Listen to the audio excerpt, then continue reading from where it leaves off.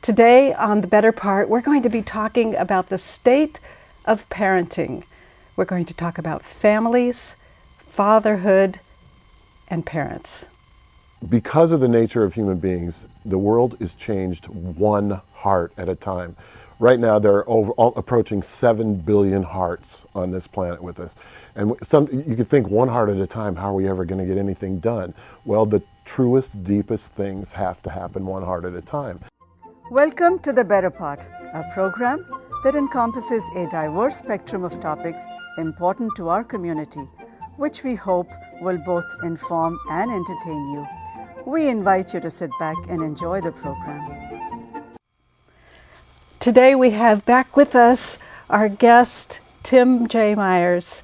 And I am so glad to have you with us, Tim. This is so much fun to have you return to us, and this time to talk with us about fatherhood and about parenting and families. And I have to say, I love your book. Thank you. Absolutely love this book. I read it and I laughed and I cried and I dog-eared a bunch of pages. Excellent. And this is such a great book. It's called Glad to Be Dad, A Call to Fatherhood. And you're great. I agree. I want you to tell us all why you wrote this book. Well, first of all, thank you so much, Susan. I can't say how much I appreciate that response. Especially, I can think from a writer's point of view, when I read things I love, I dog-ear the pages. So that's music to my ears. It's interesting because people often ask writers, it's a common question to us, why did you write, or where do you get your ideas? And one of the things I often say is, well, you need to pay attention to the world. I think that's something we all could do more. I didn't need to pay attention to this because I was living this. My wife and I are extremely deeply dedicated to each other and to family, to our own individual children, our own family, and to the idea of family. I mean, all the central role that family plays in human life and the incredible fruitfulness that it can bring into our lives. And that in itself would be enough reason to write a book, but the family in America, and many other places too, is not in a settled, stable situation overall, in my view. There have been huge changes in our society, primarily the movement of women into work, into the working world, and that has made things very different in the home. And a lot of people are living a life, and I can't remember, I use this line in the book, but I can't remember who it's from. A lot of families are living a life of what this writer called routine panic. Mm-hmm. And when I say routine panic to people, a lot of people go, oh, that's my life. That's the phrase that describes it perfectly. So the question is why? And this book was about how the modern American family is shaping up, and particularly about the role that men can play in it. I think men need to play a much stronger role. So that it was something that I was living myself, that my wife and I were living every day, talking about, dealing with, and I could also see these changes and challenges on a huge basis across the entire country. That's why. Yeah, and one thing that I loved about the book is that it's definitely from the perspective of a dad. Yes. And it's from the perspective of a dad who has an intimate relationship day to day with the family and with raising the children, because you were a stay-at-home dad. Right. You lived this so moment to moment, 24/7, 365 for many years, raising both sons and a daughter, which I have 2 sons in their late 20s, 30s now, and I saw so many incidences that you relate in the book. They're real. They're you so have to be real. there to know that, don't you? And and it's a crack up. I mean, it's like when you're in the midst of it, is it that funny? No, but looking back, or even looking back the next day, it's like, oh gosh, this really happened. Exactly. And it's precious. I mean, it's just to me, these are precious observations, and you do it in a way that is through a guy's eyes. I mean, this is not, and you're a jock. Right. I mean, you're not a namby-pamby mama's boy guy. So. And I appreciate that point too. I think one of the things that's happened since this huge change in our culture, which, by the way, before the feminist movement became a mass movement in America, because we've had a feminist movement for centuries in the United States, but before the 70s, it wasn't a mass movement. And when it became a mass movement, one of the biggest changes was obviously women coming to work. Well, the traditional family situation in society was, I have to say, well organized. And I grew up in that kind of family. My mom stayed home, that was her realm. My dad worked, that was his realm. And things were organized. Now, I'm not speaking up for that. I am incredibly delighted and continue to be decades after the fact that the feminist movement happened in America and changed. It was a long overdue change. But it did throw our social organization off kilter. Mm-hmm. So this intimate life between, a connection between a father and children is a relatively new thing, even though, of course, it's not true that all fathers before, the 70s were bad fathers or didn't care about their kids. It's not that at all. But there is a tendency, and it's still out there sometimes, to marginalize fathers. I talk about in the book, one of the most chilling moments I ever encountered in my work on this book was, my research for it was, and I give a lot of examples of places where fathers are left out of a parenting context, mm-hmm. where parenting mm-hmm. is equated with motherhood. In one position, there was an article about families who had lost sons and daughters, mostly sons, I believe, but in Afghanistan or Iraq, soldiers who'd fought for the United States and had died. And in the writing about the grief of these families, they mentioned the mothers and they didn't mention fathers. Now, this to me was astonishing. And I thought partly that's because fathers have been absent or only partially committed to domestic life. A dad like my dad, who worked super hard for us, unbelievably hard, still was not home. He was an absent father. But on the other hand, what we envision is what we tend to end up with in society. So this intimate day-to-day moment, and I love the fact that you use the term moment-to-moment, that moment-to-moment life with all that it has to offer, part of the reason this book exists is because the benefits were so wonderful to me as well as to my family. Mm-hmm. I'm giving a long answer to a short question, but that's where that day-to-day thing came, and I really appreciate the fact that as a parent you would understand the reality of it, because that's also another theme. The reality is often different from what people expect when they go into parenthood. Well, I think too that the reality is that when you're blessed with the ability to have two parents, and not every family does. Exactly. So it's especially hard for single-parent families because they have to play both roles, which is really, really difficult. And I have to give so much credit to single-parent families that manage. That's hard. But when you have a dual parenting family, I found it really enlightening for me. I mean, I learned that there's a point where, as a woman, I need to just sort of chill. Dads do things differently, and dads, in some ways, do things better. And it's not that much, really, is it that important to get all the goop out of the burners? That I thought was a great example, because I do. Yes. When I do the dishes and I do the kitchen, I freak out if the burners aren't wiped out. But really, in the scheme of family life and parenting and what's really important to the family, is that important? No. This is a really interesting topic, too, because this comes up again and again in all kinds of writing from different people about these issues. And I want to throw in, by the way, to go backtrack just for a second, not only is it this incredible pressure on a single family, a single parent, but I define family in a really broad way, too. I mean, there are so many varieties of family now in the United States, and I salute all of them. So adoptive parents, gay parents, grandparents who are raising kids. And then you can't even begin actually to come up with all the wrinkles on the pattern. That's right. And I think that's a beautiful part of modern American diversity. But this whole question of how you run the household, One of the things I found, and my wife and I found really quickly, as you know, and again, I always say the single most important thing in a marriage is talking to each other, was that we ran up against these gender roles. And of course, I was a product of a very strong modeling of the traditional gender role. She was the same in her family. We wanted to do things differently, as young people often do.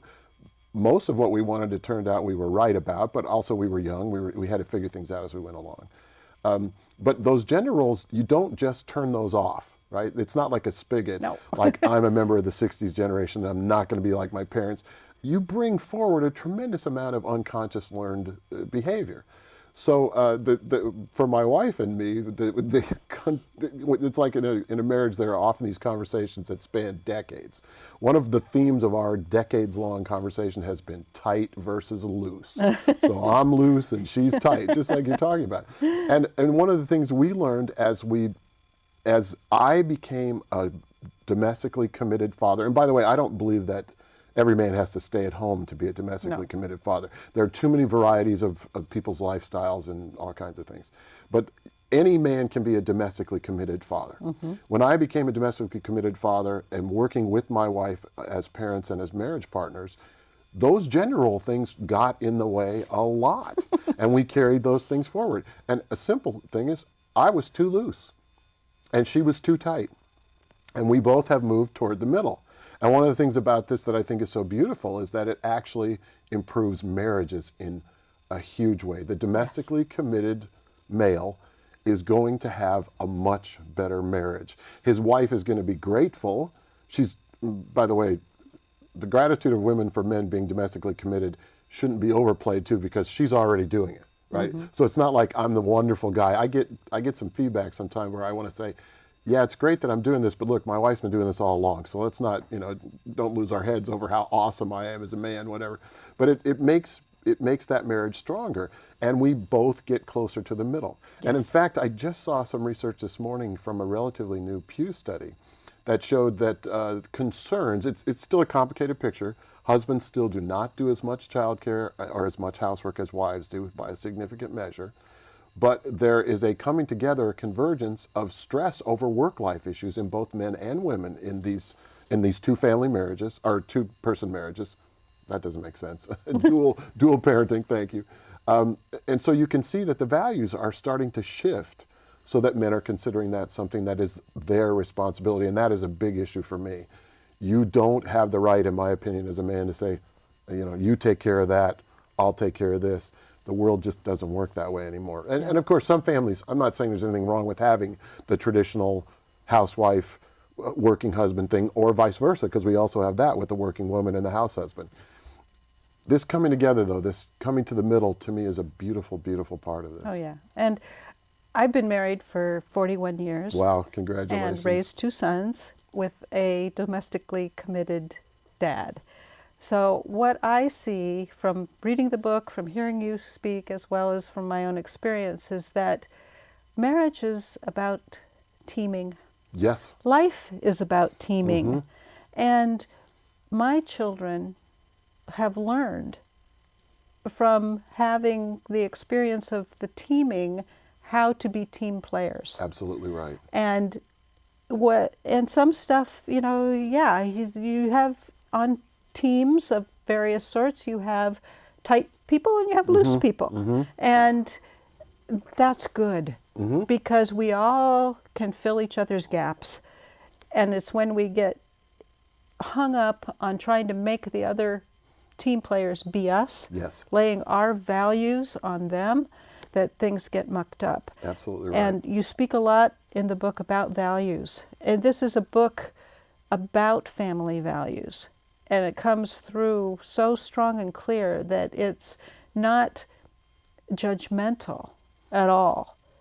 It's accepting of what's happening with your children.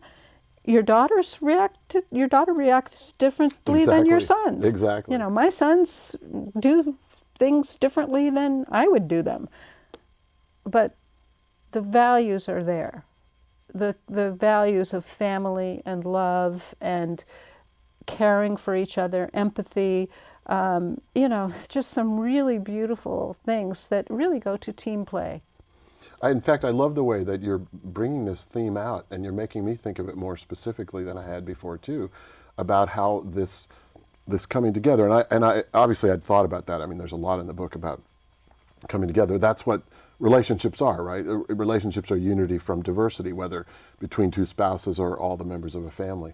And this, I also appreciate very much your saying that family values, but adding that it's not judgmental.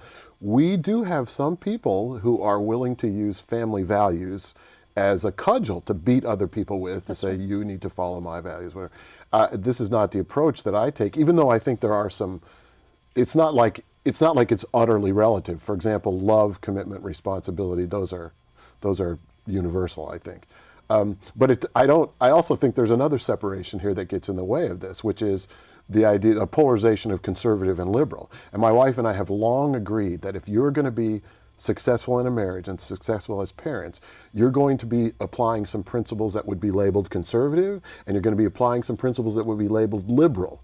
So, for example, a conservative principle is that you're very, very responsible. Well, it's not like liberals are irresponsible, but that would be labeled that way, but that's absolutely critical for a family. Yes. A liberal idea might be that you let children express their individual selves, like you said. And that we also feel, it's a big mix, again, that brings everything together. Mm-hmm. And it's funny because you make me think the humor of family life is just also another huge inspiration to me. This whole point about letting children and letting your spouse, letting the others in your family be who they are, and then living with them, right? Finding ways to work together.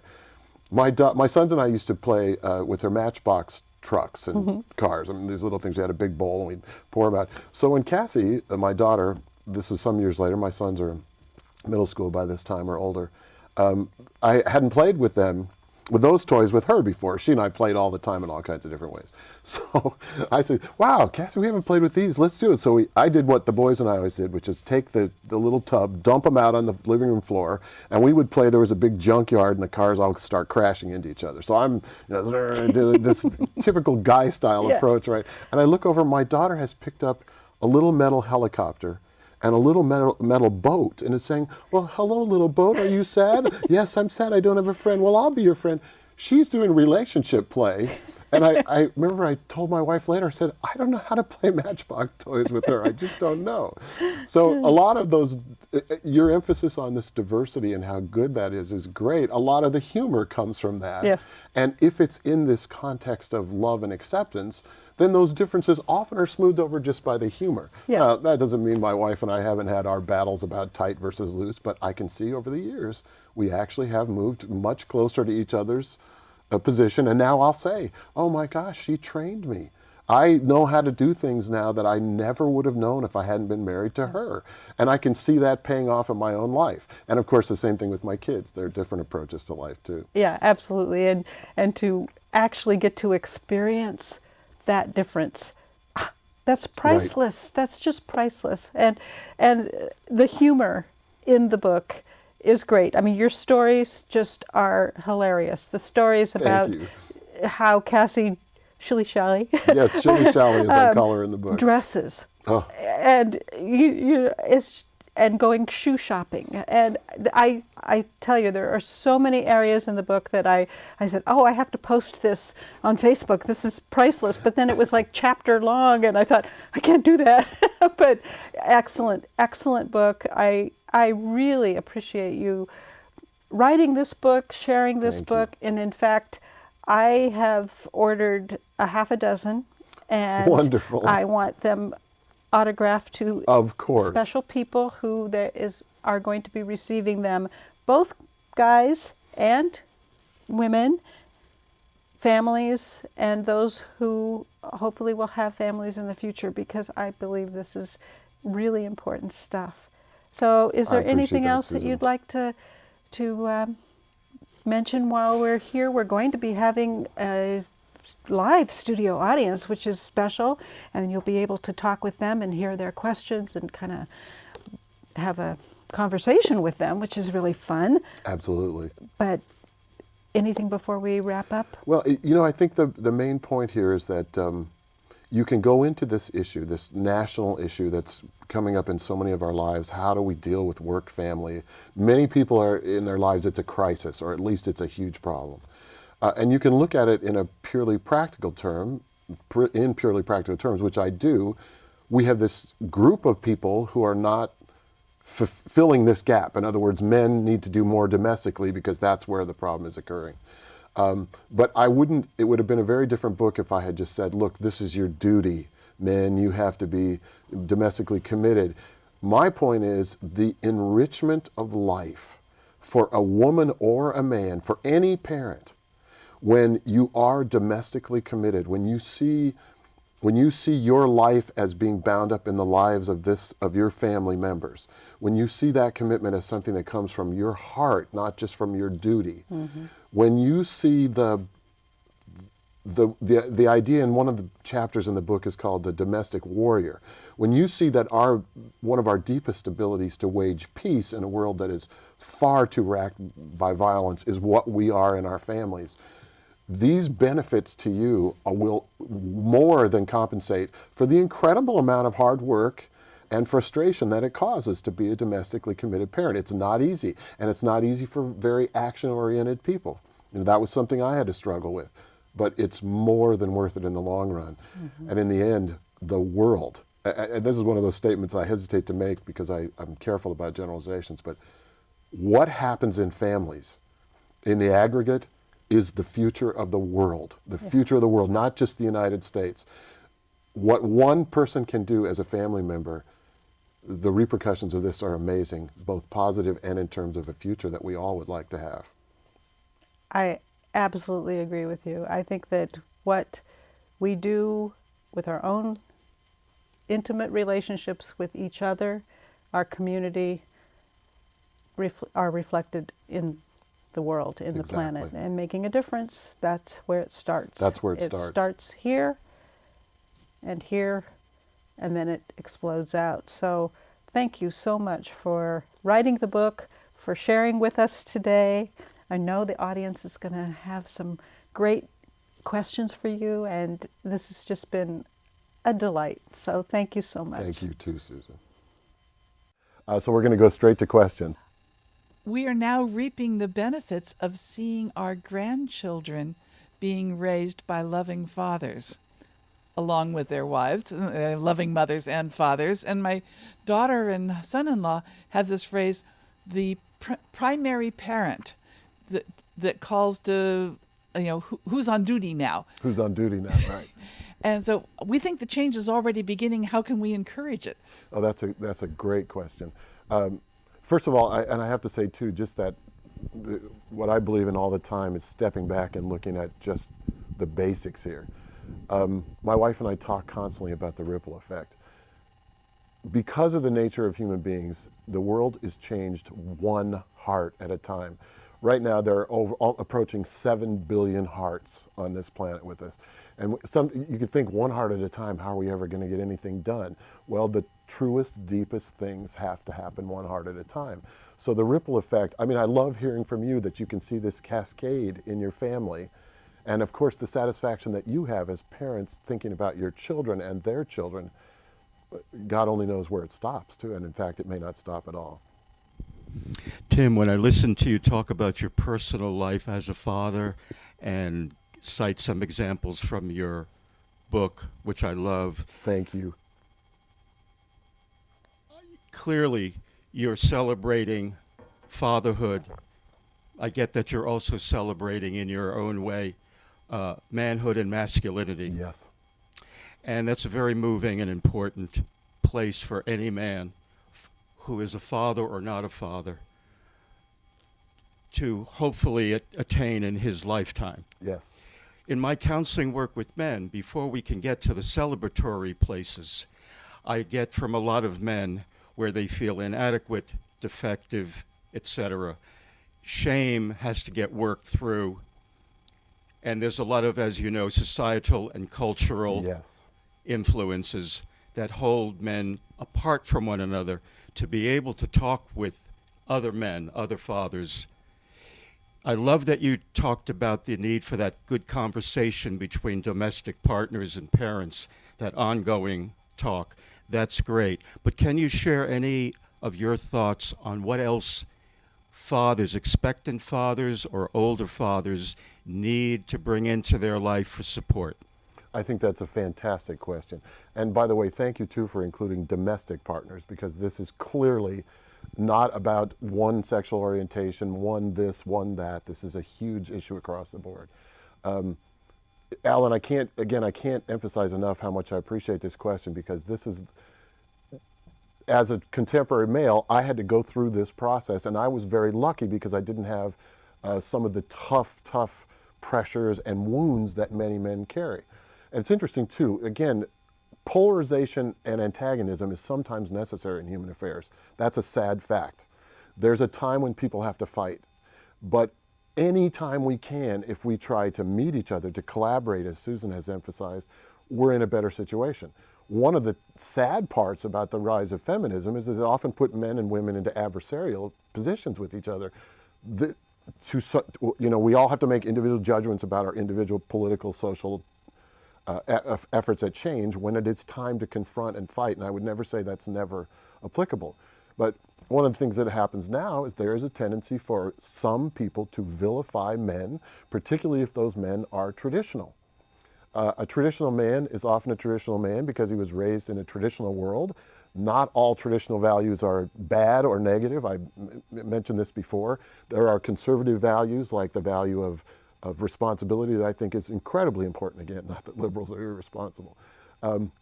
So I think the first step, and Alan is a person who's beautifully embodying this in his own life and career, the first step is for men to talk to other men about this. This was not something that was talked about between my father and me, for example. In fact, I was shocked at certain points. At one point in my life, my father told me, I think I must have been 26, 27, had 2 kids. My father said, I need to talk to you. And my first thought was, oh my God, I'm in trouble. My father comes over and he says to me, and I still remember the shock I felt and the relief, because I'm still a kid and he's my dad, right? He said, I've been having some trouble with the younger kids. Can you give me some advice? I was just astonished. This was the first time my dad and I had ever, the fact that we were talking about parenting was an incredible breakthrough. So I think what's really important, and again, your life embodies this, Alan, which I so appreciate. Men who have gone through this need to talk to men who are about to go through this. Men need to talk about these issues in a big way, just like women have traditionally done. I mean, women are of all stripes and persuasions too, but wow, I'm a dad, what does that mean? It's a normal thing to talk about fatherhood. That's a change, and that can only help. And I think that is well underway. I think it's common. I would imagine that in most places it's common for even traditional conservative fathers to talk about fatherhood more than they did before. Maybe not as much as I would like, but I think that's happening. Thank you very much. You're so welcome.